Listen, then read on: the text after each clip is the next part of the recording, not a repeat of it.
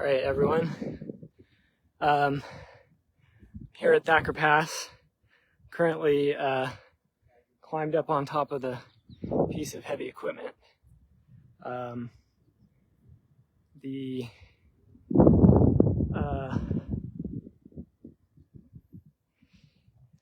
didn't plan on coming up here, but I felt called to do so for whatever reason. So I'm up here. I'm going to turn this camera around. Here's what's going on here today. We're at Thacker Pass, and we've got protesters blocking down here. We've got Dean Barlees and Doris Sam. Doris is from the Fort McDermott Paiute Shoshone tribe, and Dean is from the Pyramid Lake Paiute tribe. And they're here in prayer, and we all just gathered down there and lit a fire, and an elder said some prayers and asked everyone to show up in the good way, and we all cried a lot. To have a grandmother pray over you like that and bless you is a powerful thing, and it's not something that you can disregard or take lightly. So I was crying, and others were crying, and you know, we're here to protect this land, and we're not here to just you know, be a minor inconvenience. You know, we're here to actually try and stop this mine and actually try and protect this place. And so, like I said, I wasn't planning on climbing up here. I don't know if they're going to call the cops on me now and try and get me arrested, or what's going to happen. I didn't come here with any intention of being arrested, but I'm up here now. I'm about 30 feet off the ground on this bucket loader right here, and there's supporters down below. There's supporters over there. There's security, and there are some journalists and reporters, filmmakers, watching what's happening over here. I've kind of stirred the hornet's nest a little bit, I think, by coming up here, by climbing up on the equipment, which frankly I wanted to. You know, we need to make a ruckus. We need to make a scene. We need to be unruly in the face of this type of situation, and not in a reckless way, not in a silly or stupid way, but in a way where we have intention, and we're very clear about what we're doing and what we're trying to achieve and why. And so I see folks are tuning in, and thank you for joining. Thank you for watching. There's Will Falk down there waving. Hey, Will. And there's a big support crew over here. There's a lot of folks out here. I know others have been arriving throughout the day. People have been driving into the area and showing up here. Lithium wants this to go under the radar. They don't want people to hear about this. They want to just, you know, ignore the protesters and move on with their dirty business, their destructive business. They want to just keep destroying the sacred site, this biodiversity hotspot, this incredibly beautiful land. Hey, how's it going, Josh? Which I'm in love with, you know, deeply in love with. And they want to do it. They want to do it without any opposition. They want to do it just, you know, they want to just do it without anyone even noticing. That's what their preference would be. That's why when they were permitting this mine, they did it. They rushed it through during COVID. They did the permitting in less than a year. They did all this corrupt and often illegal and certainly unethical stuff to try and push this through with very little public oversight. And it's wrong. It's just wrong. So when something is wrong, when it's not right, when there is something unjust happening, we have to stand up. We have to take action. We have to do something about that. And that's what we're here for today. So I mentioned earlier, but for folks who are just tuning in, I'm at Thacker Pass, Peehee Mu'huh. Down here, this is a direct action that is taking place today. It's a nonviolent direct action to protect this place. The birds are flying around us right now. There's whirlwinds getting kicked up in the dust. And down below me on the road here are two brave people, brave elders. Doris Sam from the Fort McDermott Paiute Shoshone tribe, who is here to stand up, and Dean Barlease from the Pyramid Lake Paiute tribe. Both very brave, powerful people, and they've been here in prayer, blocking the road, blocking the equipment all day. We got out here at 5 a.m. this morning. It was freezing cold. It was dark. There was nobody out here except one security guard. But we came here and we got in the way of construction, and we've stopped construction for the day at least from up here. So I just climbed up this piece of heavy equipment. I'm on a bucket excavator right now. I'm about 30 feet off the ground, and there's the excavator down below me. And from up where I'm at here, I can see more of the heavy equipment parked over this way to the west, and it's not moving. Nobody's working today. There's no destruction of the land happening at Thacker Pass, and that's because of people taking action, following their hearts. That's because of people standing up. So yeah, I mean, I've been live streaming a bit earlier today. So folks, if you're watching, you can check out those other live streams on my page earlier on. I know other folks are live streaming too.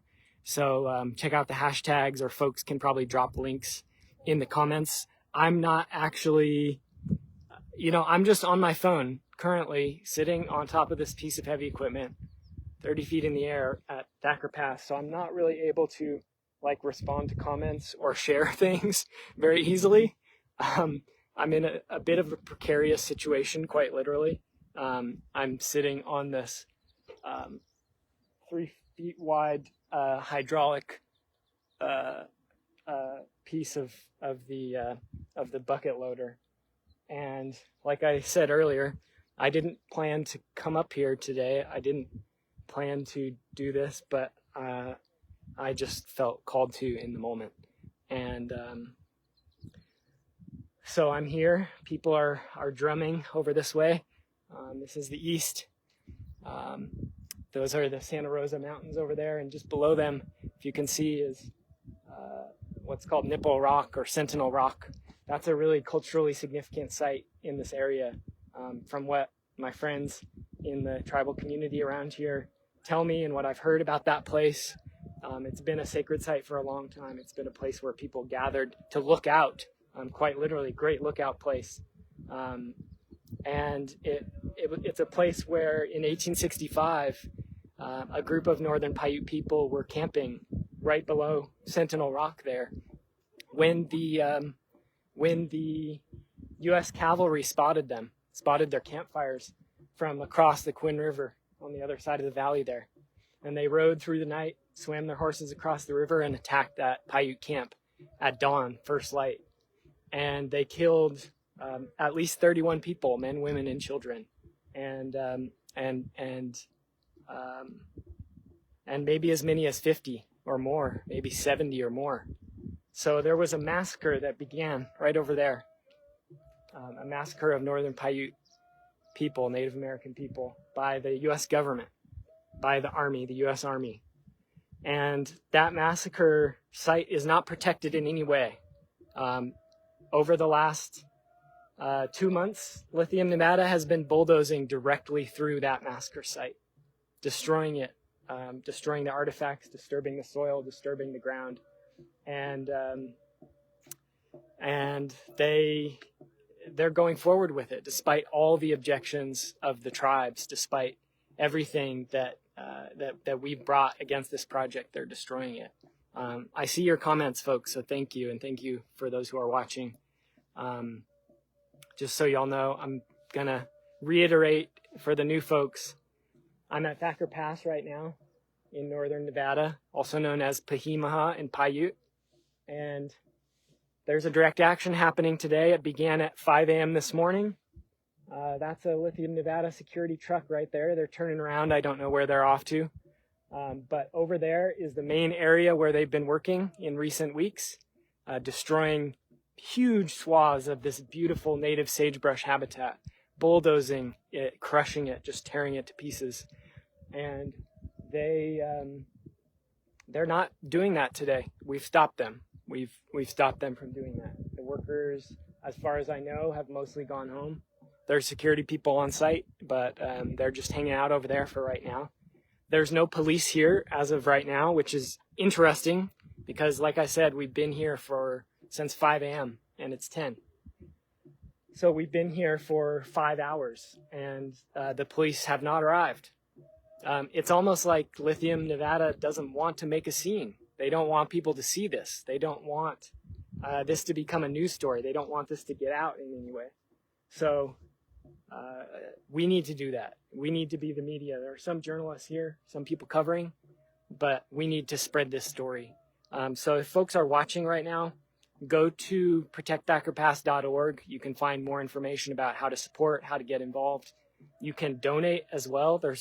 There may need to be bail funds for this. I'm not sure if people will get arrested today. We'll see. I think it's perhaps likely, but even if not, there could be charges brought against people later on. The security people, they know me. They know my face. I'm in their briefing. They've been greeting me with my first name when they see me. When I climbed up on this piece of heavy equipment here that I'm on top of right now, about 10 minutes ago, they walked over and said, "Hey, Max, you need to get down. Max, you need to get down right now." I ignored them. I didn't say anything to them because, they're here for one thing, which is to protect the profit of this company, to protect the money-making interests. And, I don't have anything against those security people. They're just doing a job. And if they really believe in what they're doing, if they believe it's right, then they're misguided. And, the real issue here is these corporations, these corporate boards and individuals who see that they can exploit the land as much as they want for profit with no ramifications, repercussions. And that's wrong. We need to make it known that this type of behavior will not be tolerated. We need to be the adults, not in the room. We need to be the adults on the planet and stop this type of thing from happening. We're going to have to do it because the courts aren't doing it. The legislators aren't doing it. The governments aren't doing it. The media isn't pushing it. The corporations aren't being responsible. They're continuing their destructive patterns. In fact, they're legally obligated to do so. You'll get fired if you try and do too much of the right thing at one of these corporations, right? So they are not doing it. We have to do it. We have to do it ourselves. We have to step up, all of us, in different ways. And, I'm just one person. I can't do this alone. I was at a community gathering, a ritual of sorts, recently, just a couple days ago, and people were saying, "I can't do this alone." That was one of the mantras that we were chanting. "I can't do this alone. Help me. I can't do this alone. Help me. I can't do this alone." And that's how I feel. I've poured myself into this fight. I've poured myself into trying to protect Thacker Pass and stop this mine and defend the land and defend this place. And I can't do this alone. I'm doing everything I can, and it's not enough. It's not enough. So we need you. I need all of you. This land needs all of you. The meadowlarks who are flying around here this morning, mating and laying their eggs and preparing for the spring hatch. They need you. The world needs you. The water needs you. I need some water. Maybe I should have brought some water or a snack up here. I didn't really plan this. So I don't, no. Sounds like I got a friend who's going to help me out. I didn't really plan to come up here. I was just sitting down here looking at what was going on, and I just saw this piece of heavy equipment. And I have to say, I'm a climber. I've been a climber since I was a kid, basically. into rock climbing and climbing trees and climbing anything. And I saw this piece of heavy equipment sitting there, and I just thought, that looks like it would be fun to climb. But more broadly, that looks like it's an important thing to do right now. That looks like it's something that needs to happen right now, to amp things up a little bit, to get things moving, to get the energy flowing up here. It's a little bit cold up here. The wind is blowing more strongly. If you didn't catch it, I'm about 30 feet in the air right now, kind of precariously balanced on top of this excavator. Is it a bucket loader excavator? I need my 5-year-old nephew to tell me the proper name for this type of heavy equipment, because I'm sure he would know, but I don't. It's this one with the big bucket and the articulated hydraulic arm that scoops up the earth. I feel a little bit like an idiot for not knowing what it's called, but I'm up here and I'm on it, and down below me, I'm going to turn the camera around. Hi everyone, thanks for watching. I see your names when you pop into the live stream and when you're watching, so it's really nice to see people tuning in and to just know that you folks are here and supporting and see your comments. It's really awesome. My feet are getting in this gross hydraulic oil that is all over this equipment, which just gives you an idea of the type of nasty pollution that is on this heavy equipment that's part of it. Right below me right here, this is a big tanker full of diesel fuel. That's for the heavy equipment. That's to get the stuff for green energy. Giant tanker full of diesel. I'm assuming it's diesel. 1993 is the code on the side, the hazmat code. It's windy, so I'm going to try and cup my hand around the mic so you can hear me. But down below me right here, it is Doris Sam. Doris is from the Fort McDermott Paiute Shoshone tribe, and she's been a leader in the Native American church. She's an amazing woman who I've gotten to know a bit over the last 2.5 years and gotten to know her family and spent some time with her, shared meals and organized. And Doris is here, and she's not planning to leave. She's planning to stay and stand and block the construction. And next to her is Dean Barlise. There's the drone. I gotta give a fist to the drone real quick. So Dean Barlise is from the Pyramid Lake Paiute tribe, and Dean is an elder. He's a spiritual leader in the community. Dean's an amazing man. He's been part of the community for many years. He has done a lot of work, spiritual work for the community in different ways. I know he's been involved in fighting a lot of different destructive projects, both on Paiute territory and elsewhere. I know he's been part of repatriating human remains and working to protect and retain the stories and the traditions and so on. He's a very spiritual man, and so is Doris. And they're powerful people, and they're here today in prayer. They're here to set their prayer and their intention and their heart and their goodness against this destruction. And next to them down there are some supporters who are it looks like praying with them right now. There's been a little sagebrush fire burning down there. There was some prayers said earlier. I think Bethany Sam live streamed that. Actually, if folks want to go check out her live stream, they got permission from the elders to live stream some of those prayers in a respectful way to let people know what's really happening out here and why it's important. So, there's been a lot of tears shed this morning. There's been a lot of prayers. There's been a lot of people exchanging hugs and just being there for each other, because this type of work is difficult. It's difficult to just see this destruction happening. It's difficult to know that this land it's not just under threat anymore. It's actively being destroyed. This road that I'm on top of right now, this bulldozed area right here, didn't exist. Didn't exist a couple months ago. And further this way to the west, thanks. You can just drop them there. I'll come down and grab them.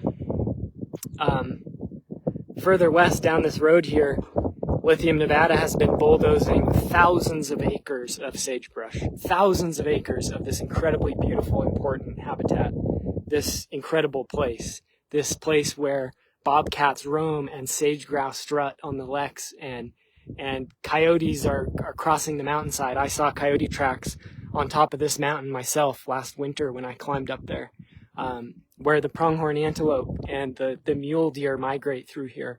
I will never forget the first spring at Thacker Pass, spending time on the side of the mountain over there where the protest camp used to be when we had protest camp set up, and seeing this group of deer, this herd of deer, almost every day. They would rotate past us and they would spend their evenings in one place, and then they would come back in the morning and spend their days on the other side of us.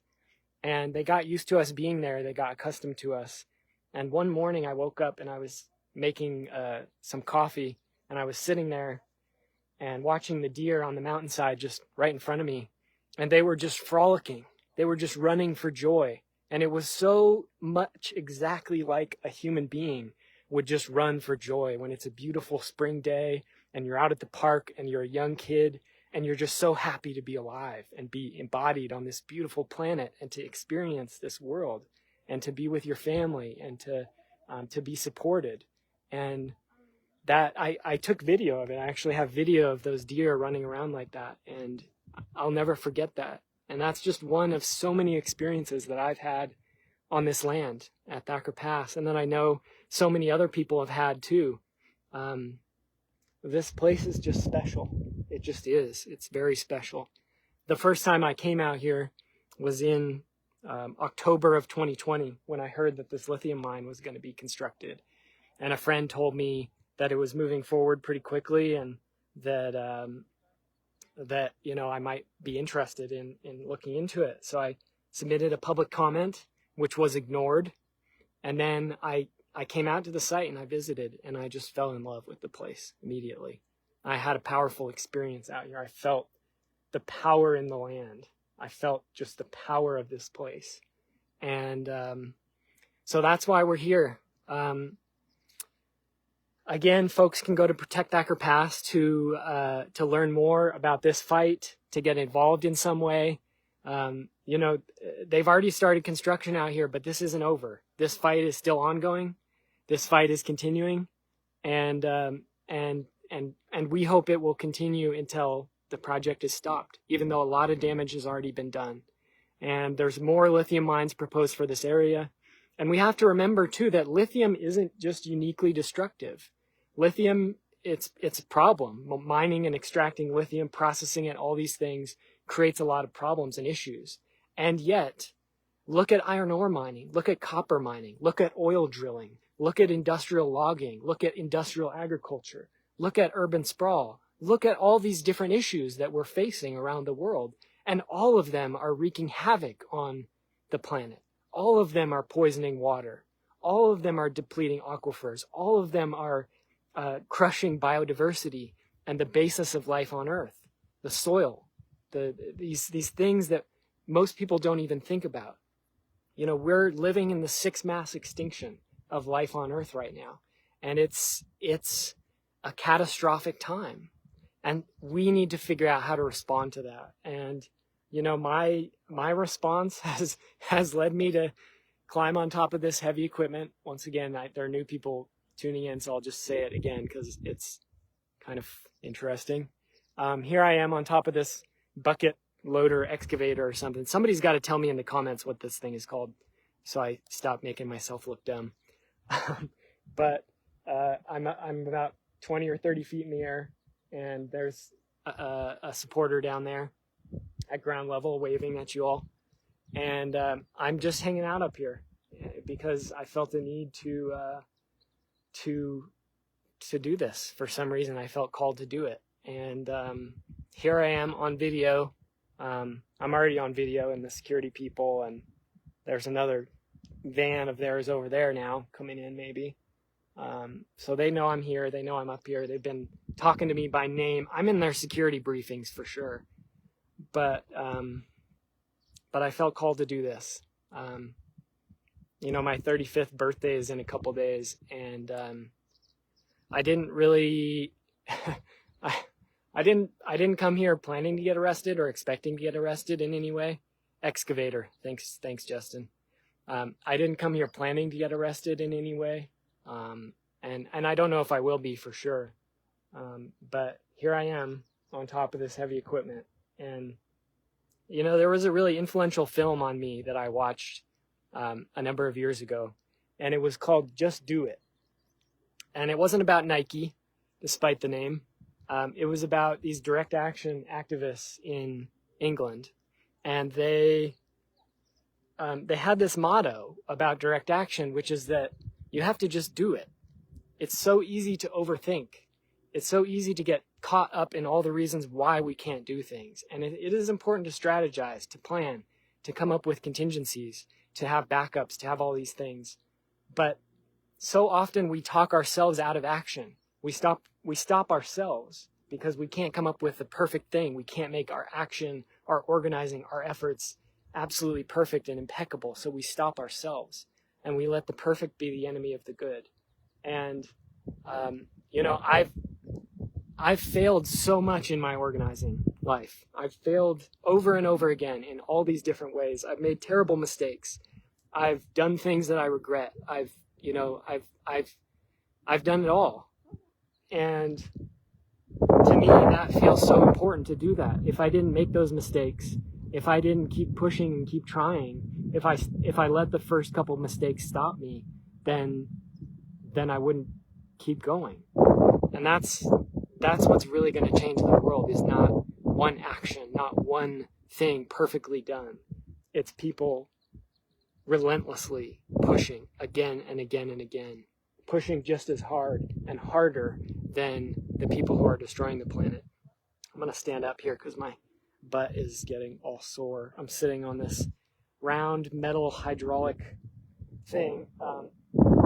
People are definitely not meant to be up here. Some people are definitely watching and saying this is probably unsafe.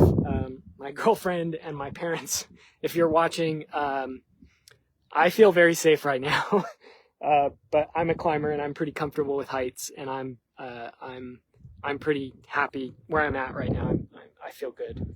But I'm up here. I'm 20 or 30 feet off the ground. And I think originally I said 40, which is funny because I don't think I'm 40 feet off. I think I'm probably 20 to 30. But, you know, maybe my initial fear and my heartbeat made me feel like it was 40. But yeah, I'm up here and I'm doing this. And I want to refocus people again towards Dean and Doris. They've been down here all morning.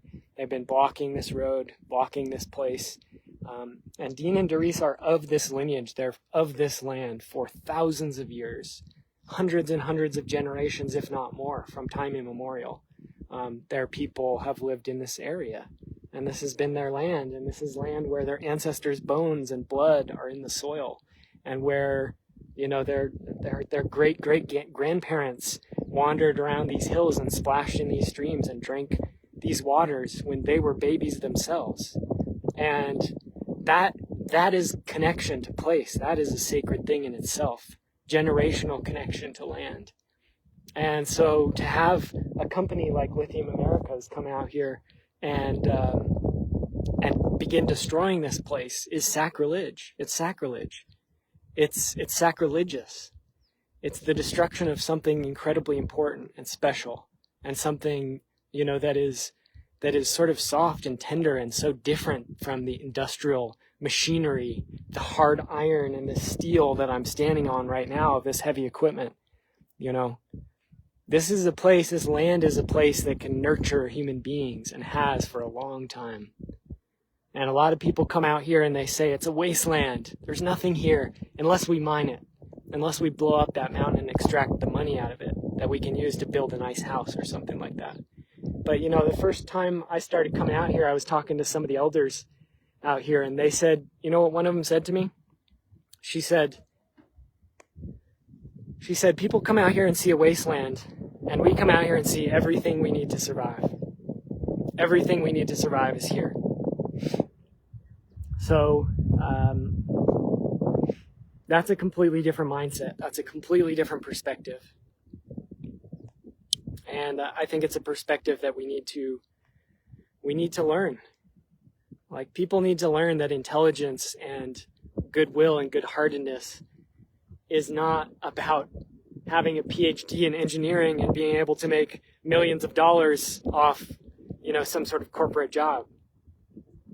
That's not the meaning of life. That's not really ultimately important. None of your possessions, your material goods are ultimately important. And I know that a little bit as someone who grew up working class in this country, where even the working class are relatively rich by global standards, but I've spent time in some poor places. I've spent time in the Philippines recently, for example, in 2020, right before COVID hit. I was actually there when COVID really started hitting and travel bans started coming down. I was in the Philippines organizing with friends and environmentalists. And the Philippines is a poor country. But the thing is, poverty is relative. It's possible to be monetarily poor and to be very rich spiritually. And that is a completely different conception of life. And that's why, I keep saying out here at Thacker Pass that this is a clash of different value systems in a lot of ways. This is a clash between an extractive mindset and a worldview that says, this is home, this is Earth, this is the only planet known in the universe to support life that we know of. We're on it. And right now, we're destroying it for what? So that we can have Facebook live streams, ironically, so that we can have YouTube videos, so that we can have fancy, nice cars, so that we can have these petty material things. I enjoy a warm shower as much as anyone. I enjoy, the luxuries that come from industrial civilization as much as anyone. But we have to ask ourselves, is it worth the cost? And the answer is no. It's so clear. It's not worth the cost. And so we need to change something. Something needs to change. And I don't know exactly how to do it. I wish I did. I wish I had the magic bullet. I wish I could solve all these problems. But we need to take action. We need to speak out. We need to push forward and move forward on all these things. We need to change the world. And, I was saying earlier, I can't do that alone. None of us can do that alone. That's collective effort. That's all of us. It requires all of us to grow up, to become